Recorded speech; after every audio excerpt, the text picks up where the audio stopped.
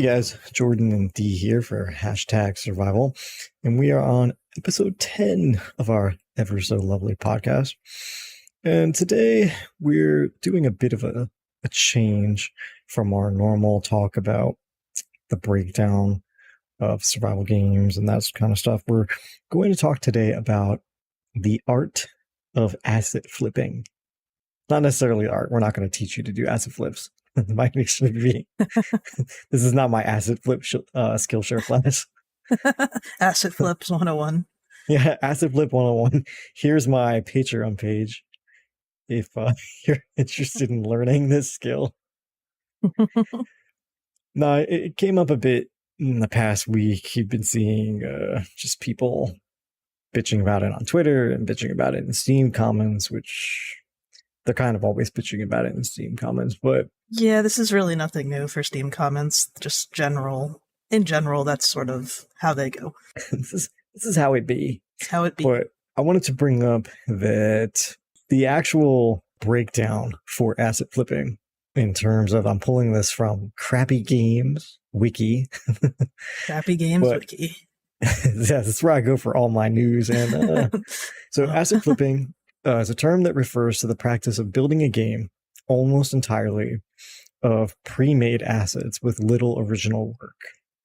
And then it goes on to explain how these are usually found on Steam and that Valve went after them, blah, blah, blah, blah, blah, blah. And goes on just for a small hint of the origin. There was apparently a digital battle between this YouTube personality, Jim Sterling, and this place called, or person, Digital Homicide. It's not really important to this podcast, but basically they were likening the practice to more like house flipping. So this is a quote from an article that the YouTuber Jim Sterling did, but basically said that these aren't so much developed as they are pieced together Frankenstein's monster style from bits of pre-built asset. There's no artistic or mechanical consistency to the game because it's a hodgepodge of character models, environments, and systems taken from other people's work, a bunch of templates real developers are supposed to build off of rather than sell on to the customer. I kind of want to kick somebody for that whole real developers crack. It's a bit harsh. It's a bit harsh. I mean, it just comes off as being a dickhead. But anyway, the other half of the coin for asset flipping would be this kind of almost like an overarching umbrella of shovelware. And sometimes when you try to look up a definition of asset flipping or what an asset flip is, it's defined as a type of shovelware, with shovelware itself being a term for kind of individual video games or software bundles that are known more for the quantity of what's in there opposed to the quality. One could even argue that lately the Humble Choice bundles are kind of getting a little shovelware-y. But anyway, they're such... Very sassy today. I just had to fucking skip for another month. This is my 10th month in a row skipping because it's been garbage. I'm not bitter. So Wikipedia actually lists asset flips as a type of shovelware that largely or entirely uses pre-made assets in order to release a game in mass. Called fake games by Valve Corporation, blah, blah, blah. According to some article from Valve, they did a quote-unquote huge purge in 2017 where they killed off a lot of asset flip type games from the Steam store, but by large purge they did 173. So I think that's 0.0000001. Yeah, that's a smidgen of their store. What a massive purge there, Steam. Yeah. Well done. Good job, done, Steam. Control all on this page, and now I've done my job, and I am good. Thank you very much. Fighting asset flips. My thing that actually I wanted to sneak in before we went down our little list of bullet points. To me, and I think this is my problem when people in comments are so quick to apply the asset flip tag or point a finger as far as something being an asset flip, is to me when you say it's an asset flip, or when you say it's a house flip. When you say it's a house flip, to me, it comes across as being, you got it on a bargain, it was in foreclosure, it's fallen to pieces, it was damaged in the flood, whatever. You move in, you bring it up to code, you make some things that are really kind of what is it like? What do they always do on those fucking shows? Like we're gonna do some shiplap and some subway tiles, uh, Yeah.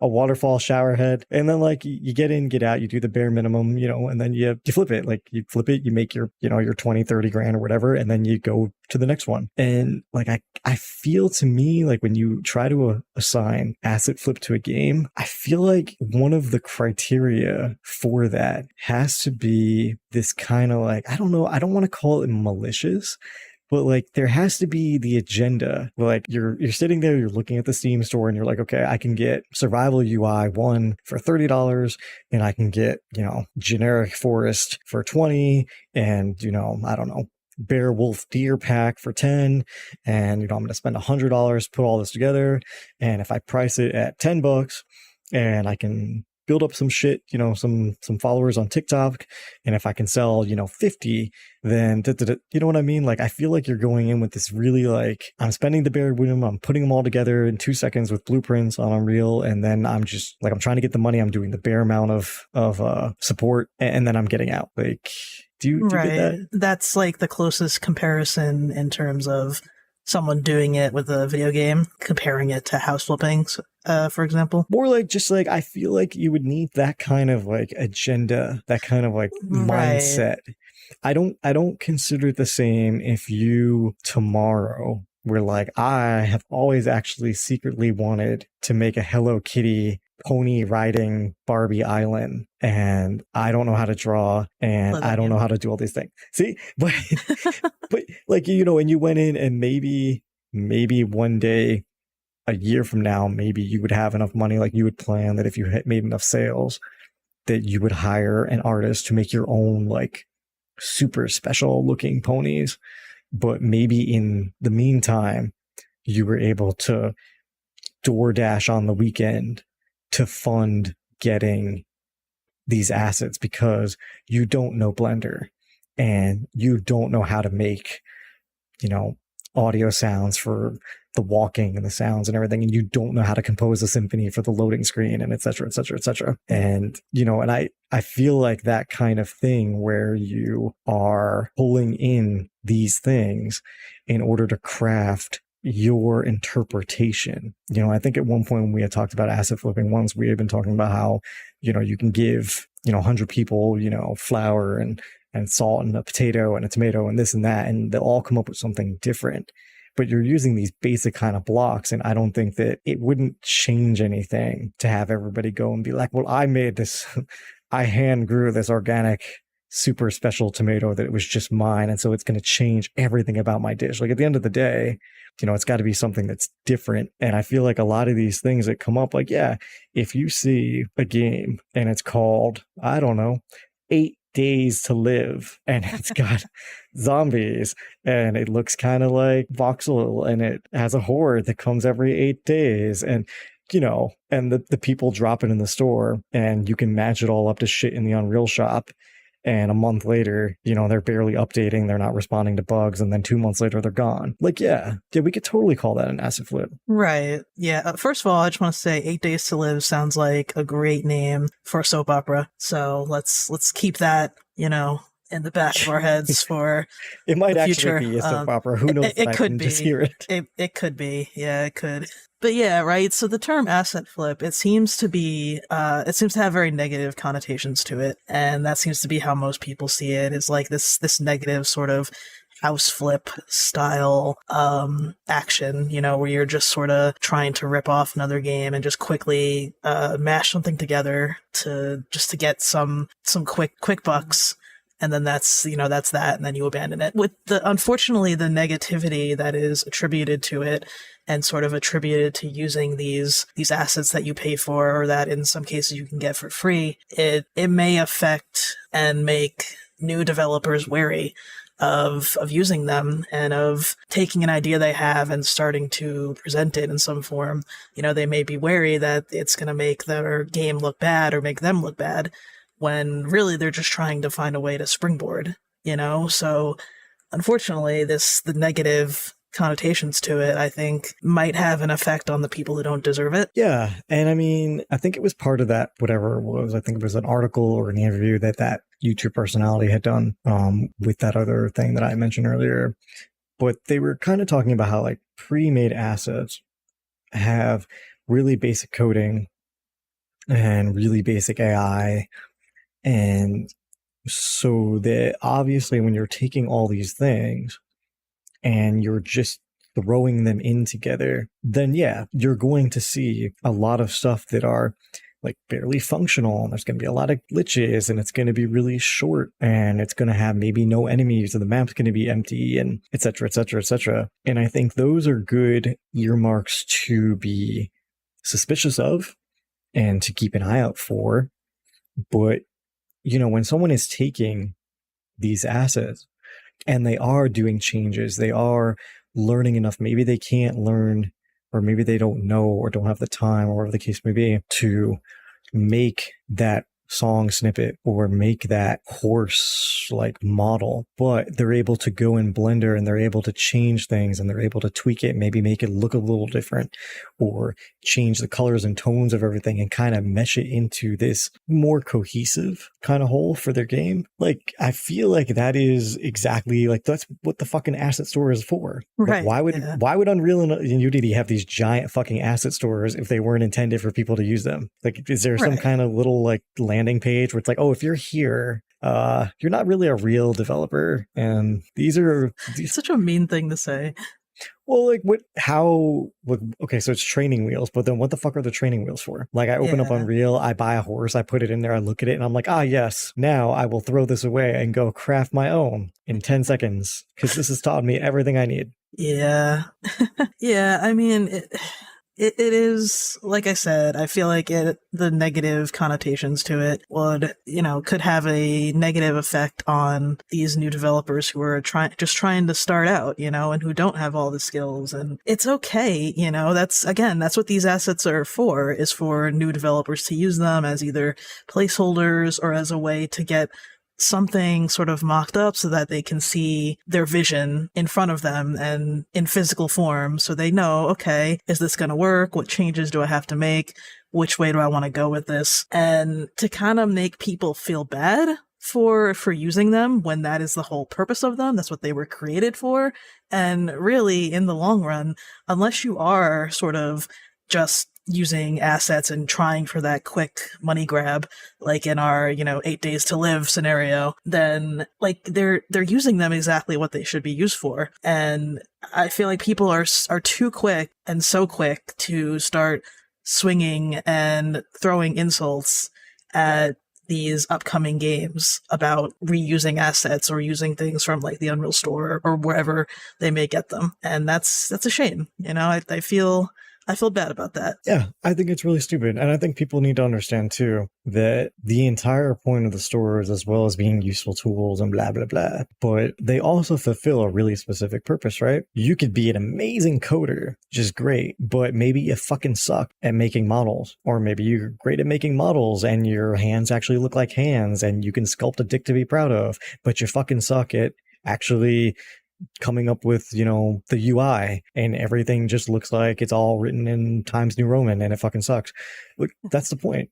Like, there are people who just can churn this out because that's their niche and that's what they go with. And there's also things where you don't need to reinvent the wheel. Like, I'm not going to go hire a Fiverr artist to make me a fucking dandelion. Like, I don't care. Where's the line then? Like, if you do something like, just you get some pre-made rocks or grass or trees or whatever, and you keep those in because they're relatively minor in the grand scheme of things and in the grand scheme of your game and what you're trying to do. Like, so would people really consider that asset flipping and mean that your game is not a real game and it's just a cash grab? And like the same with like sounds and stuff, right? Like, do you have to re-record every single sound you use?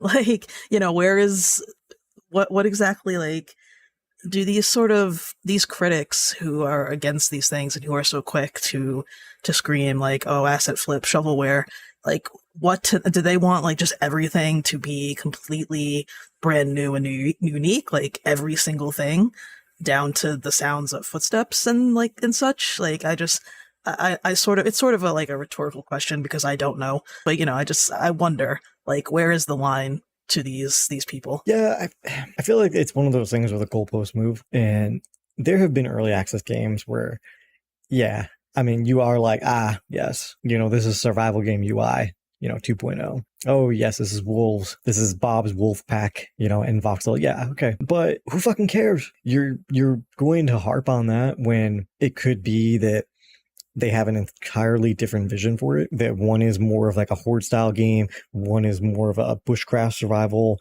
one is more of a MMO survival like kind of game.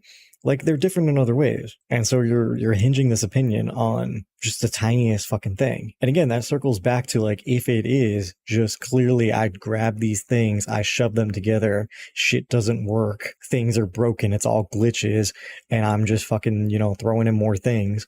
And rather than fixing things every week, I'm just putting in another asset that I bought and not actually doing anything to change it. But, I think that when you see these developers working towards cohesion, working towards fixing bugs, fixing issues, trying to smooth things out, maybe one day you log in and the UI 1.0 has changed just a tiny bit. Maybe he didn't do big changes, but maybe it's just a slight bit more suited for the game. He changed the colors and the font. He moved things around. Instead of it being arranged by weight, he did it by size or something. Like, it's okay to have things like that. And I think where it got really bought up recently, I think on the subreddit Survival Gaming, because this developer had posted about their game Surrounded. It's surround and then capital D, Surrounded. And when you look at the video, you can pick out things, especially if you're someone who is, jumping in and out of like the Unreal Asset Store or the Unity Asset Store, and you're keeping track of like when things go free and what things are on sale and stuff. You can see that it did have like a certain survival pack, and it did have certain AI pack. And so the problem was that it looked like it was using the same assets as these other games. But even from looking at the video, Dead Poly is really kind of, it plays up to that like almost like Minecrafty kind of look. Like, it's really bright and like almost, I would say, kind of humorous looking and like upbeat, and with the blood and everything. And the way he was doing Surrounded, when I watched the trailer, it came across like everything came across as being much more like gritty. It was really like apocalyptic looking. It was really dark and subdued. And just, it looked interesting. And I've been seeing Dead Poly in the store and on the YouTube suggestions and on the survival subreddit. And it comes up all the time. And every time I saw it, I was just like, well, I don't know, scroll past, not really interested. And Surrounded, I watched the video and I was like, oh, even though this is not a look that typically appeals to me, like, it looks interesting. I like his spin on it. I liked his unique kind of way of doing this or taking these things and where he was going with them. Right. So it's just to clarify for me and potentially for the viewers as well, Surround Dead is being compared to Dead Poly or vice versa as an asset flip. Yeah, Surrounded was being compared to Dead Poly as being like a copy. And they had bought up some other game, a third game, but I forgot off the top of my head which game it was. But, the entire thing is that doing a game in low poly, that's not fucking I mean, at this stage in gaming, it's not like, oh my god, this is so original, I've never ever seen a low poly game. But like half the fucking comments for it were like, oh, this is so amazing, this is such an amazing idea. It's like, okay, someone bought it into survival, but to most people that style of look doesn't naturally pair with the survival aspect. It'd be like me suddenly being like, oh, there's going to be a Hello Kitty survival game. Like, that kind of bright upbeat doesn't necessarily go with it. But, the game is kind of like it's almost like a fucking, I don't know. It's like if you took DayZ and made it into low poly, I guess.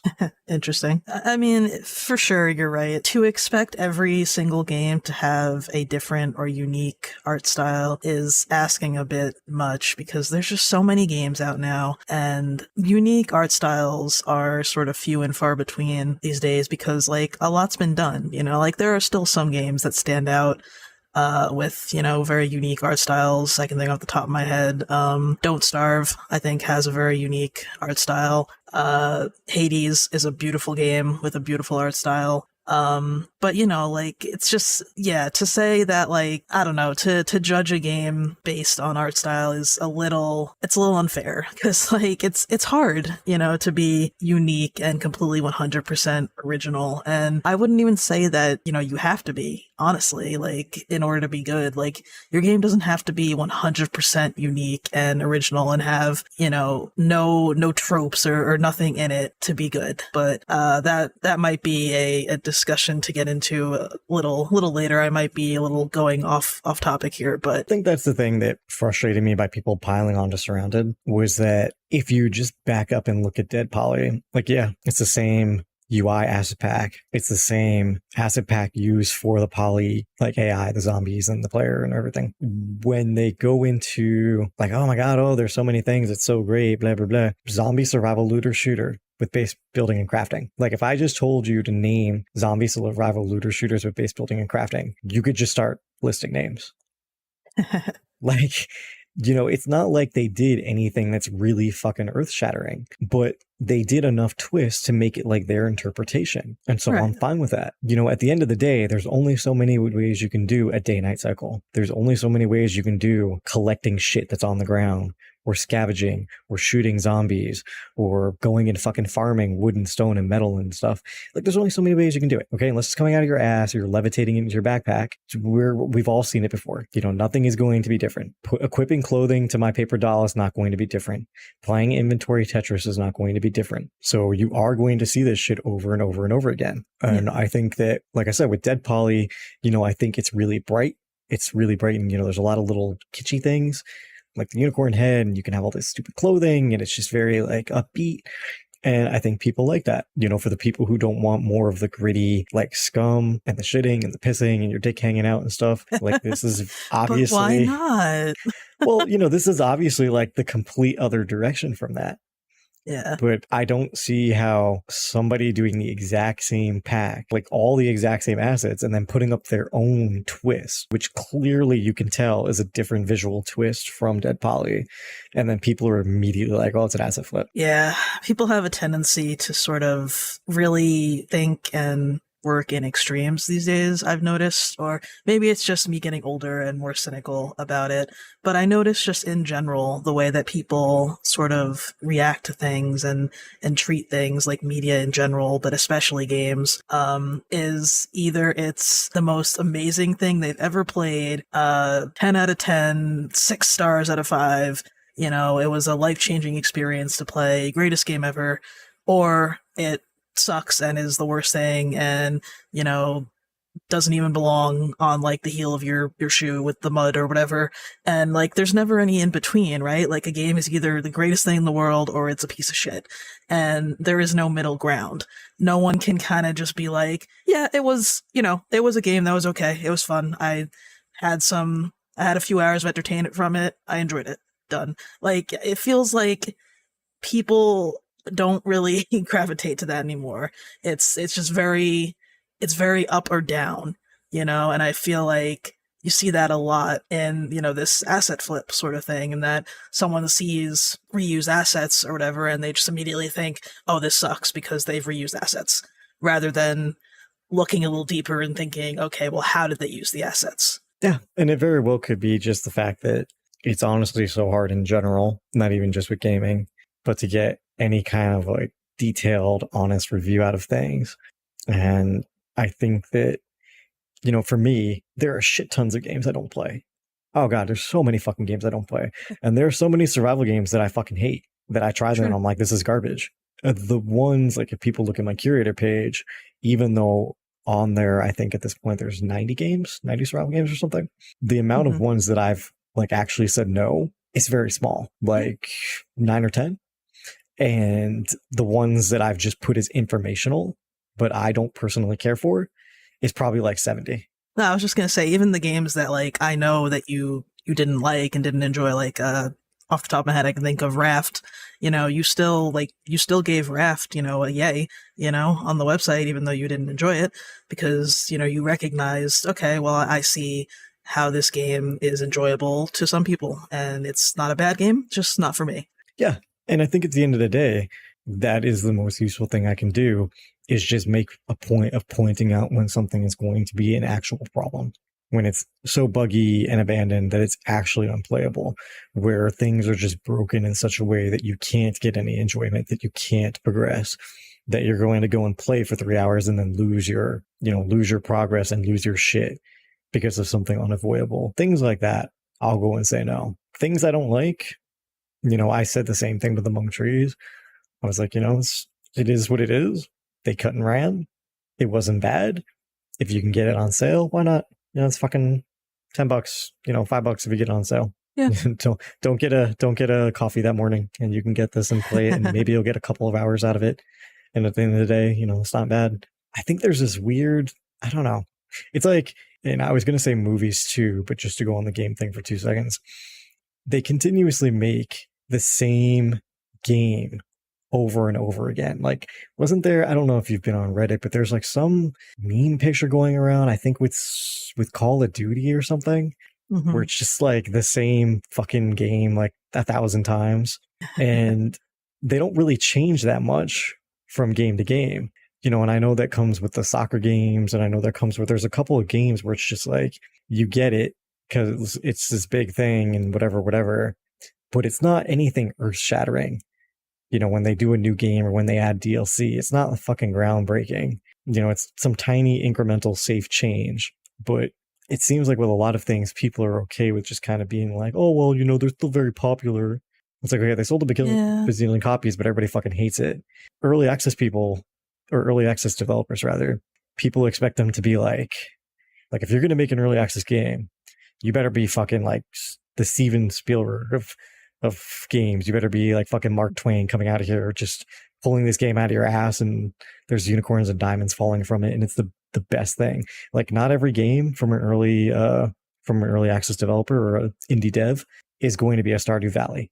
Like, right, yeah. It ain't gonna happen. Not everyone can be a rock star like Concerned Ape. That guy is amazing. Yeah, and it's not even a game that I like or that I play. But like, it's very popular, and I know a lot of people love it. It's just, if you go and type in like Stardew or Stardew alternatives, or if you just go look, if you go into whatever category, I hate Steam's fucking tag, survival mood, whatever fuck we are today. Essence of survival. Yeah. So however they classify Stardew, which I'm not really sure, but if you were to click on one of the tags, at this point now, with Stardew being out years, you just get like 900,000 games that look exactly like Stardew. But right, like down to the point where they look identical. And then I try to watch the videos to see what's different. And it'll just be like, you're not in a little town, repairing a farm.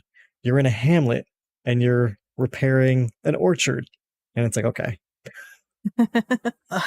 Yeah. I just want to very briefly sort of bring it back a little to, you mentioned Call of Duty and like, every new FIFA game that comes out. And yeah, a lot of times, the new Call of Duty game that comes out every year is not really a massive change or improvement over the last. It's just maybe a new like 2-hour single player story and, more multiplayer. And, the same with like FIFA and other sports games. It's sort of like just new players, new stats and stuff, but there's not really much you can change as far as gameplay goes, But, like, to be fair, people do and have been criticizing games like that for a long time as well. But in a way, it feels almost like people hold indie devs to some sort of higher standard than these AAA companies. Like, they expect gold to be spun from every indie dev's hands, I don't know if it is because, like some games like Stardew Valley or whatever really, really nail it and are really amazing and incredible games. And then people think, oh, well, this guy could do it. Why can't everyone else do it? Completely ignoring, that everybody is different and every dev has different skill sets and, different schedules. And it is kind of funny to me sort of having that realization that indie devs sometimes are held to these just these incredible standards, and if they don't make something that is brand new and completely just mind blowing, then, well, they failed, asset flip, game sucks. Yeah, I wonder if it's because people are kind of getting in the habit of looking at a AAA studio or just like a large studio and being like, well, you're large, like you're having all these little minions do shit for you. You could throw money at the problem. Like, I don't think anybody is sitting here and being like, oh, EA web tears over the newest Sims X pack. Like, no one's saying that. Okay. Like, I'm pretty sure when EA cries, it's like fucking coins and dollar bills and shit. Yeah, So, they wipe their tears away with their billions of dollars. yeah. So I don't think anybody is like, they're just trying. They just want to make things happy for us. But I wonder if because most of the time, and it's probably really largely dependent on where you're looking at it. But like, for example, if you go and do the indie dev hashtag on Twitter, it's a really direct way to get into not only the Twitter accounts of the indie game, indie dev, and oftentimes they'll be using their personal account to like do their announcements and things. And you get that slice of the person, right? It's like, oh, I'm door dashing to, spend time to be able to afford assets on the weekend, or, I took a year off work to try and I used all my vacation time to try and buy myself time to work on this, or like it's always something like that, pouring everything themselves into it to try and work on this, to try to make it into a thing. I wonder if people feel like when you do that, oh, it's a passion project, but you're using Survival UI 2.7, so what kind of passion? And it's like, well, I kind of want the game to come out while I'm alive. Like, right. I don't have time to learn. Yeah, I want there to be some form of a physical game here at some point. Maybe before PCs are gone, because we just have them embedded in our foreheads. Like, I was maybe thinking that I could get this done in time. And it's just, I don't know. It could be that people are very quick to do that. And I think too, there's that the same thing you see with Kickstarter. I backed this game on Kickstarter and it fucking failed. So fuck Kickstarter games, because they never, ever, ever work. And people who are burned by quote unquote an asset flip or something they feel is an asset flip, it could be that they get into that same, well, it's an asset flip and it's just going to be just as bad and stupid as this one.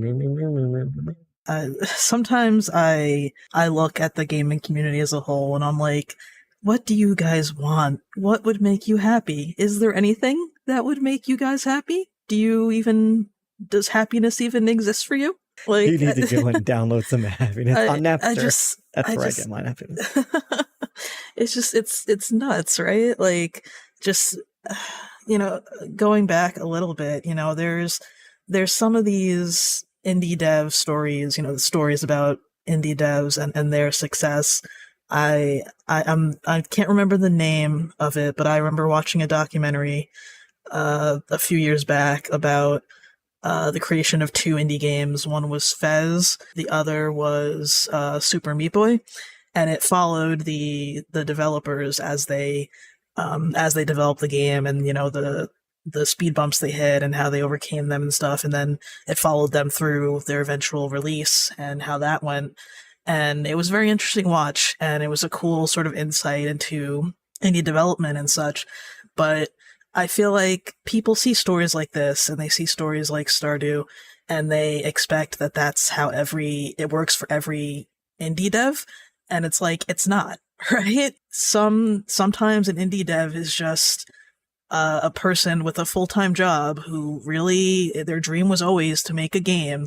And, they have to rely on these assets and stuff just to get their vision out. And it's not going to be like some amazing, mind-blowing, built from the bottom up masterpiece, at least not right away. Like, everyone has to start somewhere. And I feel like a lot of times people just don't give the time of day to those devs, and they don't give them the time to develop and make their vision become something, because they're just so quick to shoot it down as an asset flip or just a copy or a cash grab. And I really hate seeing that, because like the idea of, some great devs and some great games that we could be missing out of because of that is really kind of a depressing thought to me. I mean, I think people need to be more flexible playing a game that has the exact same assets in every way as the game I played. It just needs to be different in some way. So that I have Right. a 22 cal gun instead of a 9mm. Like, I'm saying it actually needs to be different. Even if in the overwhelming umbrella of the gaming thing, you probably can't come up with anything super unique, because you can't do a horde night because we've already done that, and you can't do, having a community and having a little NPC community because we've done that, and you can't do a team of people again. Like, it's a lot of this shit's been done. Okay, if I had to strike out everything that somebody else was doing, it would be like, you can't have a stone knife, you can't make a bow, you can't have a bag that puts shit into it, you can't have an inventory system. I'm not saying that. So you have the UI and you have the poly things and blah, blah, blah, blah, but what is tweaked about your game? If I try it and then I check in with it a couple months later, or I try it or I wait, and I see this a lot where these games will be announced and I'll keep an eye on them on Twitter and I'll watch them and I'm kind of checking things out and I'm keeping up with their Discord and I'm keeping up with, and then they roll into early access and I wait and I keep an eye on it, and I don't watch videos because I don't want to ruin any of the survival assets for me. But I will wait and check and see like the Steam reviews where they just go down into the negative and they stay there. And the criticism isn't about the bugs, or it isn't about it being an asset flip or anything like that. These two things that you can see are two different prepaid assets don't work. Storing things in there and they don't work. When you try to put in it, it disappears. When you try to use this one thing like vehicle, it flips over and you die. When you run around this map, which is supposed to be huge, there's nothing there. There's no AI. There's no nothing. You start seeing the post on the Discord where the devs are like, oh, well, yeah, AI is coming later. Like, we're working on it. It'll come in 3 months. And, there's no, even though you can pick up food, you can't actually eat it. So you just don't take damage. Like, shit like that. Like, Yeah. you needed the money. You should have fucking done a Patreon or a Kickstarter or an Indiegogo or an OnlyFans or whatever you wanted to do. There's many paths now to get that money, and they don't include then giving them an empty map with nothing to do. Like, these are not ways to go and to generate goodwill. Right, yeah. And I mean, the side of it that is unfair to, these indie devs, but you're right as well. Like, they have to be fair to their player base as well. You can't slap on an empty map with just empty buildings, no NPCs, nothing to interact with, systems and mechanics that don't work, and be like, oh, more is coming, guys. I just need some of your money, and then give no real sort of indication that it's actually going to improve and not showing any improvement. Like, I agree with that. I think that even though it's annoying, because to me it feels like you have to give a reason ahead of time or give an explanation ahead of time or whatever for other people's like rampant fucking stupidity. That being said, people are going to be fucking stupid. Yeah, no matter what you do. Like, it's always going to be someone who's not happy or who is unfair or who's just stupid, All you need is one person running your mouth. But the point is more like, I think in these situations, if you know going into it, you are going to have 99% pre-bought assets. And there is going to be essence. A lot of this shit is basic. You are going to have making a stone knife, and you are going to have, like it is, a quote unquote copycat, a quote unquote an asset flip. Really give transparency. And I would have a very detailed plan. This is where the game is right now. This is what you can do in the game. This that I'm listing over here is shit that is coming, but does not exist in the game at this point in time. And I know that, and here's my super rough fucking seasonal timetable, and I'm hoping, like, here's our first goal. When we get to this much, I plan on getting this pack, or I plan on doing this thing, and that's when it'll be in the game. Boom, done. Not this whole vague, like, well, I'm going to add more AI. I'm going to add more of this. You will be able to do that. Like, that doesn't help anybody. A bunch of people buy it immediately, then they refund it, or they trash it, and, instead of just the 20 people who are following it, but 200 people see that the map is empty and filled with nothing, and then you can't get the money and you can't do anything and it folds up, then you're going to be called an asset flip, even if that wasn't your intention. Yeah, no, absolutely. I agree with you 100%. I think these days transparency and having some sort of roadmap are key, especially for indie developers. Especially, like, I feel like the smaller you are, almost the more important it is, because people will be so quick to dismiss you and your game for the minorest of reasons. So you have to make it sure that you're out there, that you're expressing, here's my vision, here's where I want this game to go. And yeah, I mean, it's like we said, it's all been done. Every single game has been made. It's almost impossible to make a 100% unique game, but you need to show at the very least in your roadmap and in your conversations with your customers and the people who follow you and stuff, you need to show what it is about your game that you want to stand out, what you want to be different, and what you want to be, the thing that shines about it. And even if that changes over time, even if that changes over time, that's perfectly fine as long as you're being transparent, as long as you're updating your roadmap and making changes. Transparency, communication, all very key and very important. Yeah, ask questions.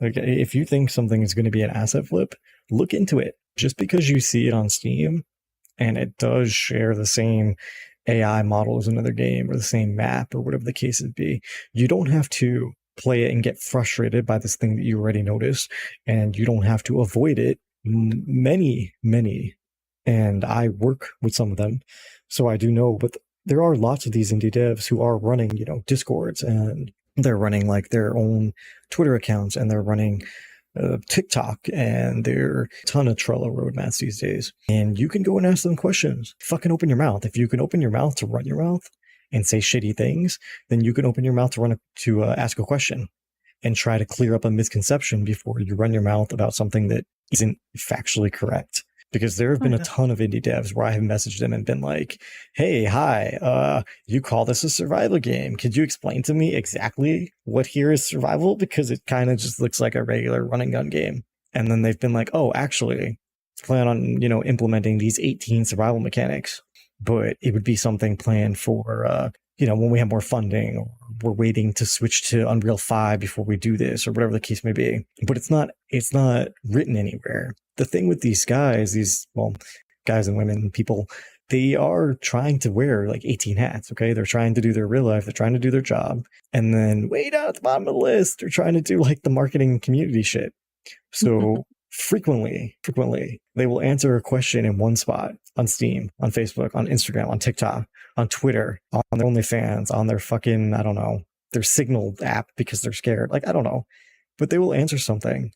And then in the back of their mind, they kind of think, oh yeah, I totally told people. I totally told them we're going to be doing hunger and thirst and an exhaustion mechanic. But really, you might have only talked to those people who were on that one social media account.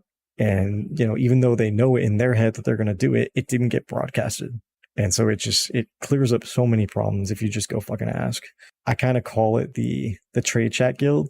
When you talk to some of these devs and they're selling it to you, they're selling you their game, like one of those old WoW trade guilds do, when they're like, oh, we're gonna do PvP and co-op and single player and horde nights and war, and there's gonna be and zombies, raid progression. Yeah. And we're gonna do movie nights, and we're gonna have naked gnome races, and we're gonna have a thing every night. No fucking idea. And like, oh, is this gonna be over time? No, it's all gonna be right at EA launch. Right at EA launch, we're going to have the multiplayer and the PvP and the realistic food system and the mechanic. Okay. You're not going to have anything. It's one thing to have everything in your head that you want to put in. But again, that's why it comes back to sort of having a roadmap to organize all of these and to decide, okay, what's most important to get in first? What, at what point of funding can I afford to add in this thing I want to do? You don't want to overwhelm yourself or the people interested in your game by just sort of listing every single element you want to put in without any sort of breakdown of them. It becomes, like you said, then it's sort of overwhelming, and a lot of times you don't end up getting them all because it's just too much. Make it seem like their game's going to have everything and they want to try and pack everything in. I try to, and I would like to believe the best of people in that they really do want to put these things in, and they're overextending, and then it ends up, because they've overextended, that they never get to the point where they can actually add these things, and then thus it makes them look like a liar. or like they were lying from the start. But I would like to believe that a lot of times it's just people and these devs being excited and like really wanting to put all this in, but they just don't plan for it properly. I like unicorns, but I don't do the rainbow ass spouting. I'm Jordan more likes just, angry unicorns. I am just more about the realism of the fact that there's a point where you have to get off the bullshit train. And when I watch some of these devs like arguing in the Steam comments, like, don't even worry that I haven't given any updates in 7 months and that I haven't shown anything and that I 3/4 of the roadmap down off Trello and that I, Yeah. like, yeah, there's a point in time where I think we can stop pretending that it's not going to be exactly what it is. Oh yeah, I mean, absolutely. And I think again, going back to like you said, ask questions. Like if you want to know more about a game, if you have some interest in a game, but you're worried that it might sort of be, it might be moving towards asset flippy territory, or that it might begin to the point where what is promised may not show up. Like, check if they have a Discord, check if they have a website, go on that Discord, go on that website, go on those forums, ask questions, read like any sort of updates on Steam or whatever. You do a little research. Luckily it's not really that hard this day and age to find information on the internet. So I feel like with a little bit of searching, you can kind of tell, whether it's going to be one of those where, it's not going to work out and this is not going to go anywhere, or this is just going to become a money grab asset flip, versus, okay, this could be something with the right amount of care, the right amount of support. On your lunch break or when you're sitting on your phone at work, you can fucking go to the website because I do all that shit for you and I ask questions. That's true. Yeah. Jordan does that. Just, yeah. At the end of the day, it's funny that it's off the assets flip thing, but it's funny that they'll research certain things, certain types of purchases, but I feel like a lot of people don't research purchasing a game that lets them research it in the terms of whether they would like it. There's a lot of people who will knee-jerk, well, I don't back kicks, I don't pre-order, I don't do that, or I don't get things from EA, or I don't get things from Blizzard or whatever. They'll do that kind of stuff, and they'll do the, well, I like, I don't want to name drop any content creators, but they'll be like, well, I have to wait for Bob to review it, or Bob reviewed it and he liked it, so ergo. And it's just like, that can work to an extent. If you notice that if you go and pull out 20 random reviews from Bob and you align with him perfectly on every single one, the same things, like he really liked the building for X aspect and you exactly love X aspect. Mm-hmm. And there are even, again, not all streamers, but also hashtag I have eyes and can watch people and can figure this shit out too. Like sometimes you'll see them never say anything bad about a game, or there'll be a small streamer who gets a key. I've been in a position in 3 games to hand out keys, and I have looked at these people who have gotten keys, and I've talked to other streamers who have gotten keys, and they have even said, like, sometimes I don't feel like I can say anything like too negative or, too snarky or whatever the case may be. But, right. You are your own biggest advocate, and you can go and look at it, and there's nothing wrong with not wanting to try it if you don't think you'll click with it or whatever the case may be. But just don't write off something as an asset flip without kind of seeing the bigger picture. And I think that goes for Surrounded, and I think it goes for Dead Poly, and I think it goes for any other game that looks the same, including our future game 8 Days to Live, which will be on Steam and GOG one day in the future once we buy all the assets. Yes, absolutely. Buy and stitch together all the assets and sell it for $30 on Steam. If you want to see a Frankenstein doesn't fucking fit together game, wait until you see our game. It's gonna be something. I'm gonna end that on this note, because now I have to go and look up these assets and price it out. Steam store, here we come. I think it's like $100 to list or something. It's totally happening. By the way, a Patreon in the comments in case you want to contribute to 8 Days to Live. It's going to start with that RNG plane crash from the previous podcast. Absolutely. All right, folks. We will catch you next time and have a stupendous day. Don't forget to check out the website. It has links to the Discord, to the curator page, to basically everything. It also has the link to our lovely Patreon, and we would like to thank our lovely patrons, Mitzi, Foxy, Rinby, Static, and Matt, with your whole voting and your snarky comments and everything else. Craft this display of lunacy for your ears, and hope you guys have a good one. Peace out. Bye.